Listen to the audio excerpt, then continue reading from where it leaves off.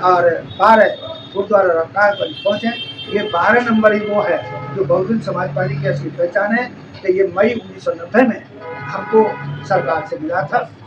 इसलिए उन्हें एक बार मेरा अनुरोध कि आप कल वहाँ पर सुबह 9 बजे पहुँचें और फिर वहाँ पर मिलते हैं और साहब को याद करते हैं, उनको मान सम्मान देते हैं। तो बहुजन समाज से तो ये अपील है कि कांग्रेस के छलावे में आना जाना। आज वो हमारे मसीहा की जयंती मना रहे हैं या उनको याद करने की बात कर रहे हैं तो वो करें, क्योंकि इस लायक मानवर कांशीराम साहब हैं कि इस देश के सारे दल अकेले अकेले और मिलकर के मान्यवर कांशीराम साहब को याद करें, उनकी जयंती मनाएं तो अच्छी बात होगी। जय भीम, मैं मेवालाल और आप देख रहे हैं बहुजन समय। साथियों, बस कुछ ही समय है, मानवर कांशीराम जी का जन्मदिन पूरे देश में बड़े धूमधाम से मनाया जाएगा। उसी सिलसिले पे जिस तरह से कांग्रेस ने लखनऊ में जाकर मानवर कांशीराम जी की जयंती मनाई और उन्होंने मांग किया कि मानवर कांशीराम को भारत रत्न दिया जाए, और वही कांशीराम को राजीव गांधी कभी भी पार्लियामेंट में नहीं देखना चाहते थे। तो ऐसे कांग्रेस जो आज मानवर कांशीराम का जयंती मना रही है, आज उसी को समझने के लिए मैं बहुजन समाज पार्टी के पूर्व पदाधिकारी सुरेश चंद्रा, एडवोकेट सुरेश चंद्रा जी हैं, इनसे समझूंगा कि आखिर जो कांग्रेस इस समय जो नेहरू का, गांधी का आइडियोलॉजी को छोड़ चुकी है, अब बहुजन समाज पार्टी का जो आइडियोलॉजी है उसको बड़ी बारीकी से नज़र लगाए है कि बहुजन समाज पार्टी की जगह है, हम बहुजन समाज पार्टी का काम करेंगे। राहुल गांधी बार बार कह रहे हैं कि मानवर कांशीराम सफल इसलिए हुए कि कांग्रेस ने काम नहीं किया। सर, कैसे देख रहे हैं कि राहुल गांधी लखनऊ में मानवर कांशीराम जी का जयंती मना रहे हैं, वो कह रहे हैं कि कांग्रेस ने असल में काम नहीं किया इसलिए कांशीराम सफल हो गए, क्या कहेंगे? देखिए, मुझे बड़ी हंसी आ रही है बात सुनकर के, जो आपका टाइटल है, लेकिन मैं उस पर अपनी बात रखूँ उससे पहले मानवर कांशीराम साहब बहुजन समाज पार्टी, बाम से DS4 और BBF के संस्थापक और इस देश की राजनीति की चूलों को हिला देने वाले मानवर कांशीराम साहब की जयंती के मौके पर बहुजन समाज, सर्व समाज के लोगों को और साहब में आस्था रखने वाले लोगों को, बहुजन समाज पार्टी की आइडियोलॉजी में यकीन करने वाले लोगों को, मानने वाले लोगों को, मान्य बहन जी जो उनकी शिष्या हैं, उनकी नीतियों में विश्वास रखने वाले लोगों को, सभी लोगों को मैं तय दिल से, अंतर्दिल से मुबारकबाद देना चाहता हूँ।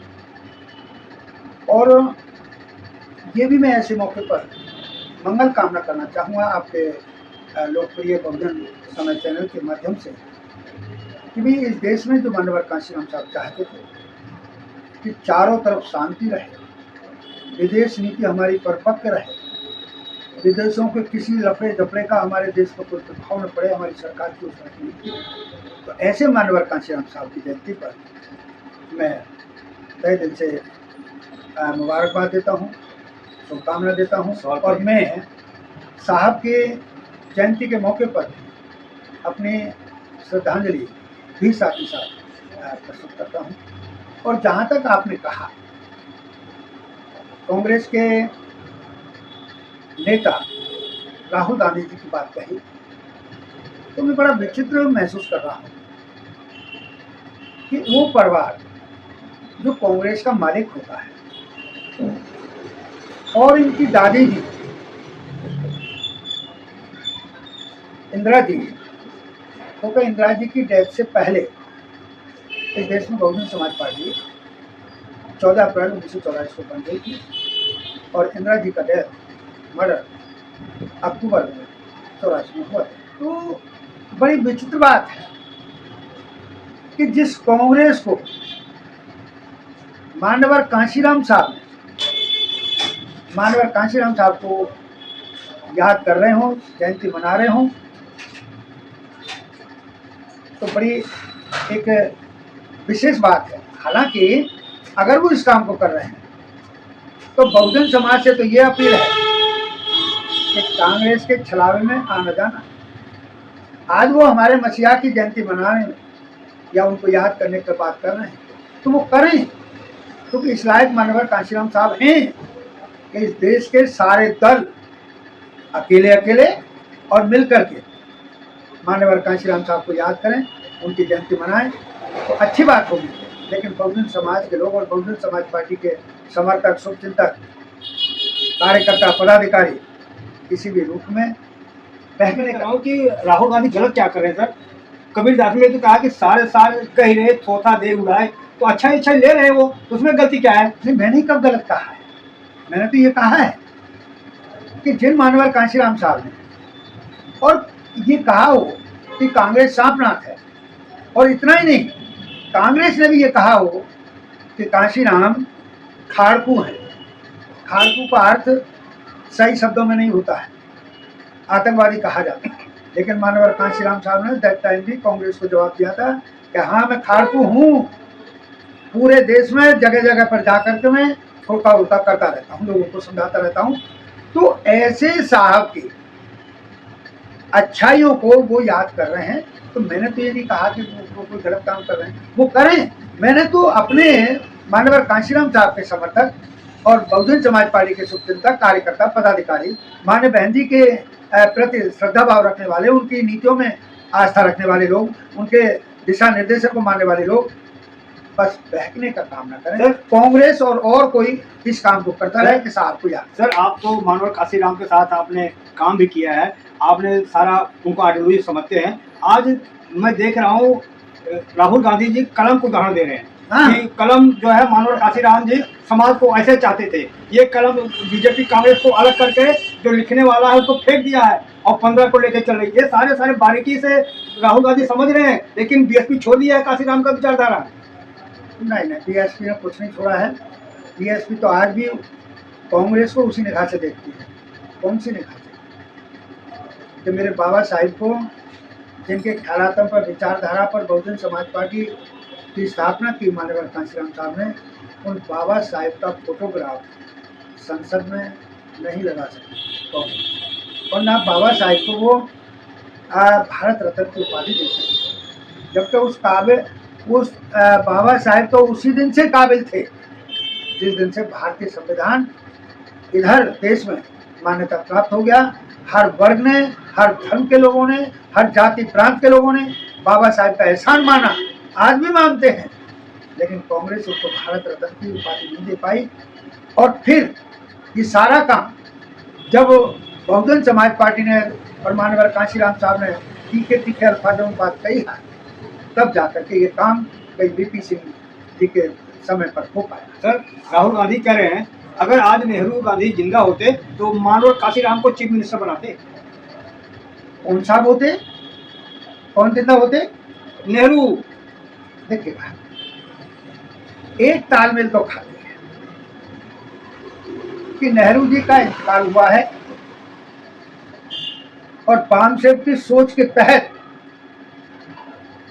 द एनिलेशन ऑफ कास्ट नाम की किताब जो बाबा साहब ने लिखी, उसे पढ़ करके मानवर कांशीराम साहब ने समाज को जागरूक करने का, और जो बाबा साहब कह गए उस पद पर चल करके समाज को समझाने का काम किया है।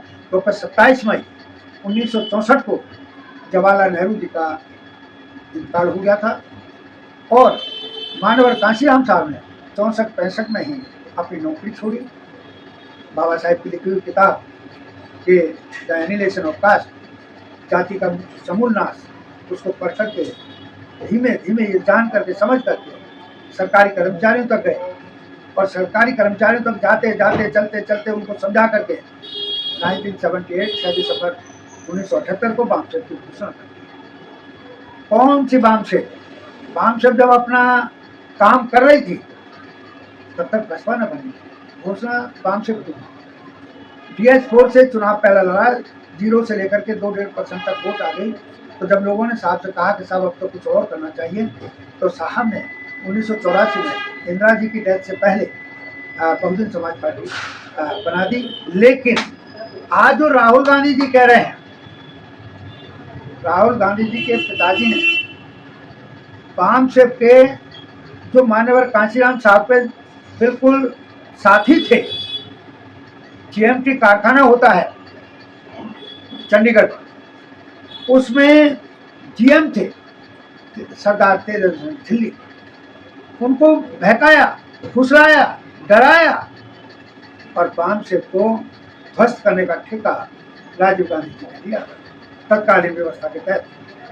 नहीं तो साहब ने किसी भी सरकार के अधिकारी, पदाधिकारी, कर्मचारी, किसी का कोई रजिस्ट्रेशन नहीं था बामसेफ का, किसी की कोई लिस्ट नहीं थी, किसी की जब कोई नामावली नहीं थी, तो फिर जब पूछा राजीव गांधी जी ने कि भाई ये जो हरिद्वार पर चुनाव हुए वहाँ से रिजल्ट आया, पता लगा ये बसपा है, बसपा के पीछे कौन है, तो जैसे आज चर्चा होती है कि बीजेपी के पीछे कौन है, आरएसएस है, सेम पैटर्न बीएसपी के पीछे बामसेफ। तो बामसेफ क्या बवाल है, बामसेफ को राजीव गांधी जी ने जान करके कि भाई इसमें कौन कौन मुखिया लोग हैं, तो साहब तो उनके परगलाने में कहने में नहीं आए, तो साहब ने तो ये कह भी दिया था गुस्से में उनको कि मैं तो रोड मास्टर हुई हूँ, लेकिन राजीव तुमको भी मैं रोड मास्टर बना दूंगा।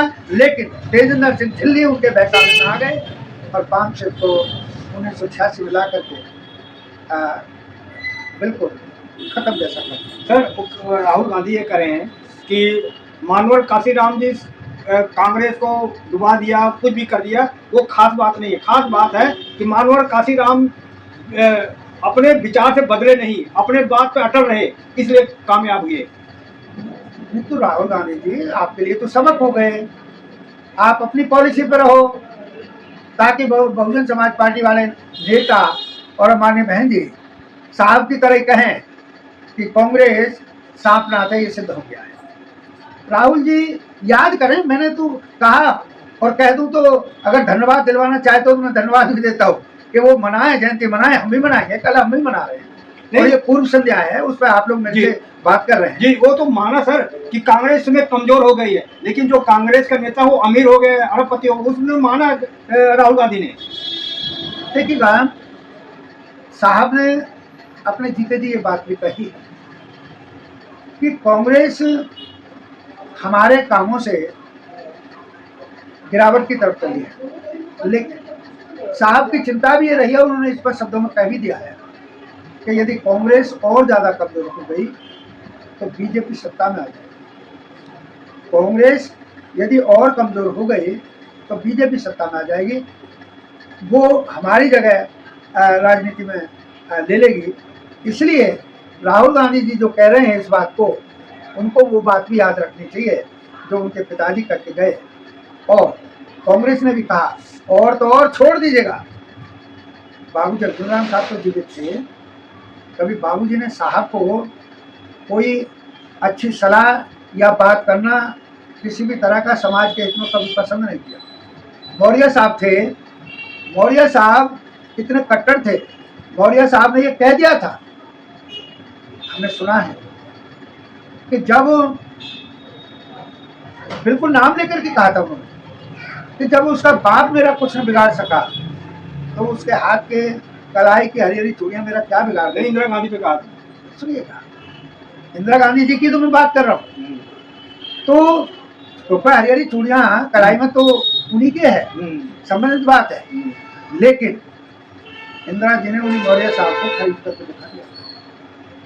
इंदिरा गांधी ने मौर्य को खरीदना भी मैं शब्द न कहूँ तो मौर्य जी को कांग्रेस में शामिल कर लिया और उसी दिन से मौर्य जी की सामाजिक मौत हो गई, उभर नहीं पाए फिर। जी जी, मैं आप कह रहे थे, आपने कहा कांग्रेस ने मानव काशीराम जी को भारत रत्न नहीं दिया, ठीक है सर, लेकिन अब मांग कर रहे हैं कि मानव काशीराम जी को भारत रत्न हम देने का प्रस्ताव पास कर रहे हैं सर। नहीं, आपने तो बड़ी अच्छी बात कह दी। अरे भाई, जब मान लीजिए कांग्रेस साहब को याद करना चाहती और वो पेन का उदाहरण देकर करके, इसका मतलब हुआ माननीय कांशीराम साहब कांग्रेस के लिए आइडियल है। बीजेपी के भी उच्च स्तरीय नेता लोग भी माननीय साहब को जानते हैं, मानते हैं, और उत्तर प्रदेश में सरकार बनाने में उन्होंने वादे इरादे भी किए और सरकारें भी बनी, सहयोग नहीं मांगा साहब ने। उन्होंने सहयोग दिया, सम्मान दिया बीजेपी वालों ने, तो सम्मान पचाना भी आना चाहिए। उस कंसेप्ट के तहत साहब ने सरकार भी बनाई। तो जब सपा भी बना रही है तो इसका मतलब इस देश के जितने भी राजनीतिक दल हैं और सामाजिक संगठन हैं वो माननीय कांशीराम साहब को अपना आइडियल मानते हैं।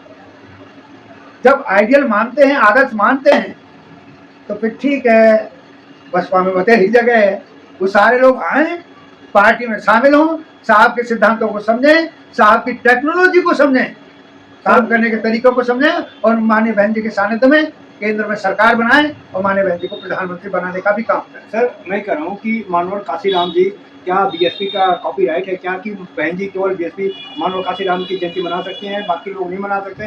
बहन जी भड़क गई हैं कि राहुल गांधी माफी मांगे। अरे भाई मेरी बात सुनो, अभी एक और था, अभी 5-6 दिन पहले मेरी डिबेट में ये चर्चा हुई और मैंने उसमें बोला है कोई राम गोपाल होते हैं छपा के, और वो अपने में प्रोफेसर भी हैं। प्रोफेसर होकर के, वेल एजुकेटेड होकर के आदमी ये बोलता है जैसे आप बोल रहे हो कि भी क्या बहुजन समाज पार्टी की बहुजन समाज पर बापोती है, रजिस्ट्री है? तो मैंने उस दिन भी सिद्ध किया है कि 1984 से पहले इस देश में जितने भी राजनीतिक दल थे, कोई भी हो, बीजेपी हो, ये कांग्रेस हो, सपा हो और आरजेडी हो, जेडी हो, एलडी हो, लोकदल हो, कोई भी हो, मुस्लिम लीग हो, कोई भी हो, किसी भी राजनीतिक दल ने साहब को किए हुए शब्द, साहब ने जो शब्द दिया बहुजन समाज पार्टी, तो जितने मैंने ये गिनवाए इनमें से एक भी दल ने, एक भी संगठन ने कभी भी 84 से पहले बहुजन शब्द का इस्तेमाल अपनी जिह्वा से, अपनी वाणी में नहीं किया है, अपने लिखित रूप में भी नहीं किया बहुजन शब्द का इस्तेमाल। तो जब बहुजन शब्द का इस्तेमाल ये जानते ही नहीं, बहुजन शब्द को नहीं जानते, तो आज मानवर कांशीराम साहब के किए हुए काम पर, माननीय बहन जी की चलाई हुई सरकार के आधार पर बहुजन समाज को गुमराह करने के लिए सारे लोग बात कर रहे हैं। सर तो मैंने उनको कहा कि राम गोपाल जी चूंकि प्रोफेसर हैं, जैसा मेरी जानकारी में आया, तो उनको जवान समाज करके बोलना चाहिए। इसलिए मेरा आपसे भी अनुरोध है कि हमें किसी का वो नहीं है। इन्होंने भी, कांग्रेस ने कभी बहुजन कुछ बात इन्होंने आलोचना तो की है दैट टाइम, मानवर कांशीराम साहब को खारकू कह दिया, उनके जो नेता होते थे रामविलास पासवान, ये और लोग मौर्य, ये बाबू जगजीवन राम, या उनके परिवार की वो लड़की रही, कभी इन लोगों ने बात नहीं की साहब से। सर मैं आपसे जानना चाह रहा हूँ, समझना चाह रहा हूँ, क्या बहन जी को खतरा है क्या कि अगर सारे पार्टी अगर मानवर काशीराम जी की जयंती मनाएंगे तो वो उधर ट्रांसफर हो जाएगा, उधर चले जाएंगे? मैंने तो आपको पहले कहा है कि ये गुमराह करने की एक उन लोगों की प्लानिंग है, लेकिन वो ये भूल रहे हैं कि मानवर कांशीराम साहब के समर्थक, माननीय बहन जी के समर्थक, और आज बहुजन समाज के जो बहुजन समाज पार्टी के लिए शुभचिंतक हैं, कार्यकर्ता हैं, पदाधिकारी हैं, वे लोग उनकी साजिश को समझ गए। और मैंने शुरू में ही कहा कि भाई ये लोग बहुजन समाज पार्टी के लोगों को, कार्यकर्ताओं को, शुभचिंतकों को इस तरह के बात बोल करके, काम करके उनको गुमराह करके अपनी तरफ को डाइवर्ट करना चाहते हैं। लेकिन बहुजन समाज पार्टी के शुभचिंतक, कार्यकर्ता, पदाधिकारी सारे लोग इनके बहकावे में नहीं आएंगे, और मैंने भी अपना अनुरोध किया कि इनके बहकावे में नहीं आना, चाहे कांग्रेस है चाहे कोई। सर मैं कह रहा हूँ, आपको मानवर काशीराम जी को अच्छी तरह से जानते हैं, तो मानवर काशीराम जी का जयंती मनाना, उनके पथों पे चलना, क्या आप एसी में बैठ के जयंती मनाना है कि वो सूखी रोटी खा करके समाज के लिए साइकिल चला करके और जो गरीब में बिछा के काम के करना होगा? मेरी बात सुनिएगा जी, मेरी बात सुनिएगा। आपने मेरे परिचय में इतना कहा कि भाई पूर्व पदाधिकारी जी, पूर्व शब्द ठीक नहीं है। आज मैं मान लेता हूँ कि मेरे पास जिम्मेदारी नहीं है, लेकिन मैं बहुजन समाज पार्टी का महासचिव रहा हूँ और वामसेव का मैं महासचिव भी रहा हूँ। सर सवाल पर आकर सुनिएगा, और मैं इस दिल्ली प्रदेश का प्रभारी भी रहा हूँ। माने बहन जी के सामने आप मेरा चेहरा ले जाओ, मुझे ले जाओ, माने बहन जी भी ये शब्द बोल देंगे कि आओ अरे अरे भाई ये तो हमारे पुराने साथी हैं, तो फिर उसमें हम लोग अभी जिंदा है ना, हम उसी पैटर्न पर काम कर रहे हैं ना। मेरा सवाल ये था, हमारे दर्शकों को मैं आपकी बात समझ रहा हूँ, मुझे याद है आपके शब्द कि भाई एसी में बैठ करके काम नहीं होगा, मैं आपकी बात से सहमत हूँ। लेकिन जो मेरे जो बसपा के समर्थक हैं, पदाधिकारी हैं, शुभचिंतक हैं, कार्यकर्ता हैं, कोऑर्डिनेटर हैं स्टेट के और सेंट्रल के, वे सारे लोग दीन ईमान के साथ लगे हैं। आज भी मीटिंग कर रहे हैं, तो मीटिंग वहाँ पर कोई उसमें एसी में बैठ करके तो नहीं होती है, और ना कोई हवाई जहाज जमीन पर ही हो रही है। काशीराम सूखी रोटी खा खा के दरी में बैठ करके काम किया। आप आज कितने लोग हैं जो दरी में बैठ के काम करने वाले हैं? आप देखिएगा साहब, जब शुरुआती दिन थे हमारी जानकारी के 1985 जून 85 में जानकारी हुई, और जब 3 हमारे सांसद आ गए, माने बहन जी आ गए, लाखा साहब आ गए, और वहाँ से आजमगढ़ से यादव साहब आ गए। समाज एसी में बैठने वाले सुनेगा, मैं वही बोल रहा हूँ। तो उस दौरान मेरे जैसे आदमी ने भी FD को 20,000 की FD को क्लियर करा करके साहब ने कहा भाई ये ब्लैंक चेक दे रहा हूँ, इनको भुनाते रहना, आप लोग जो मतलब मुझे इतना पैसा दे दीजिएगा, मैं अभिनंदन समारोह करना चाहता हूँ।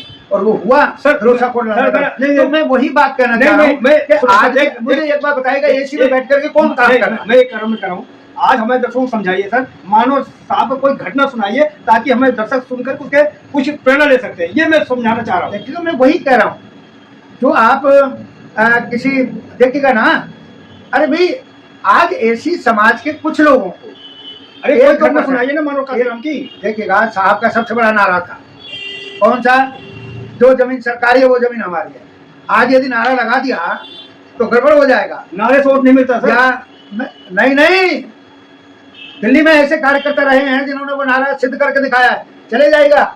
आजमगढ़ के रहने वाले मानो साहब नारे से वोट लिया सर, सुनिए, हाँ उससे ही तो हुआ है। जमीन पर काम करने की जरूरत नहीं है, जमीन पर तो नारे लगेंगे, आकाश में थोड़ी ना नारे लगते हैं, ऐसे नहीं है। हाँ, फूल सिंह चौधरी, फूलचंद हैदरपुरिया जो आजमगढ़ के थे, जो जमीन सरकारी है वो जमीन हमारी है, उन्होंने वो नारा वहां पर लागू किया, उनके खिलाफ मुकदमा कायम हुआ। मानवर काशीराम साहब ही पहली शख्सियत, पहली क्या वही शख्सियत रहे जो उसकी जमानत की। अरे जमीन पर ही तो ये सारे काम हो रहे हैं, और आज भी हम लोग जमीन पर ही जाते हैं। आज आप लोग मेरी जिंदगी को देखो ना, मैं आज भी क्षेत्र में जाता हूँ, मैं काम करता हूँ, मीटिंग लेता हूँ लोगों के घरों में जाकर, उन्हें समझाता हूँ। हाँ, एक फर्क आ गया है कि जो नई पीढ़ी के बच्चे हैं, बामसेब जैसे लोग नहीं रह गए। इस बात को मैं भी जानता हूँ, माने बहन जी भी स्वीकार कर लें कि बामसेब कमजोर हुई, और बामसेब वाले ही लोग संत महापुरुषों का जीवन संघर्ष सुनाते थे समाज में जाकर के, आज मेरे जैसे फिर सुना रहे हैं। हमारे साथी लोग हैं, पदम सिंह रहे, महाशय पदम सिंह रहे, और लोग रहे, अनिल तेजान रहे, और बहुत सारे लोग रहे। थोड़ा मैं आपका घटना सुनाऊं सर, मैं भी काशीराम को अच्छी तरह से उनके प्रोग्राम में गया हूँ, वो सब पोस्टर लगवाने में भी उनका हाथ रहा, मानो काशीराम जी का। देखिएगा, सुनिएगा, अरे बाबा मैं बैठा हूँ, रात को मैं अपने स्कूटर को ले जा रहा हूँ, आगे पोस्टर रख रखे हैं, पीछे जो मतलब उसमें दूध का डोलू होता है उसमें तो ले ही ले जा रहे हैं। तो ही नहीं समझेंगे सर? ना, अरे भाई मैंने किए है ना। अरे आप तो जमीनी क्या करता है? सुनिएगा, मैं सुना देता हूँ जो आपने कहा। एक बार साहब का कार्यक्रम था, जब साहब का कार्यक्रम था तो हम लड़ियां बांधते फिर रहे थे। कहाँ पे था? उत्तम नगर। जब हम लोग लड़ियां बांध रहे थे तो ये जो द्वारका मोड़ वाला वो है स्टेशन, ये जब तक चालू नहीं थी, बन ही रहे थे, तो 6 में तो साहब खत्म हो गए, 2-3 साल उनको इलाज में लगे। तो उस दौरान इस लाइन का कंस्ट्रक्शन का ही काम चल रहा। तो एक मुखिया आदमी होता है, हड्डी से बिल्कुल एक पसली का आदमी, हाँ, और बेचारा अनपढ़ भी है, रिक्शा कूलर है, हम सम्मान करते हैं उनका। मुखिया जी जब हमारी लड़ी बनवा रहे थे तो हम क्या करते थे, तो उस लड़ी में एक सिरे पर उसका ईंट पत्थर का ढेला बांध करके छोटा सा, ताकि वो जो है हमारी लड़ी पार कर जाए। तो ऐसे जब मैंने किया तो मुखिया जी के सर में लग गया, मुखिया जी का सर फट गया। मैं अपने स्कूटर पर मुखिया जी को अपने घर लाया, रात में पट्टी की, उनको पैरासीटामोल वगैरह की दर्द के लिए दवाई दे दी, गोली दे दी, और मेरा मुखिया खुश, रंगा खुश। इस तरह की नेचर रही है कार्यकर्ताओं की, मैं उन्हीं में से हूँ, और भी मेरे साथी लोग हैं। अभी हम साहब का कल भी प्रोग्राम मनाएंगे, इधर भी मनाएंगे, 12 पे भी मनाएंगे, 12 पे भी सुबह को पहुंचेंगे हम लोग। और जय भीम, जय भारत।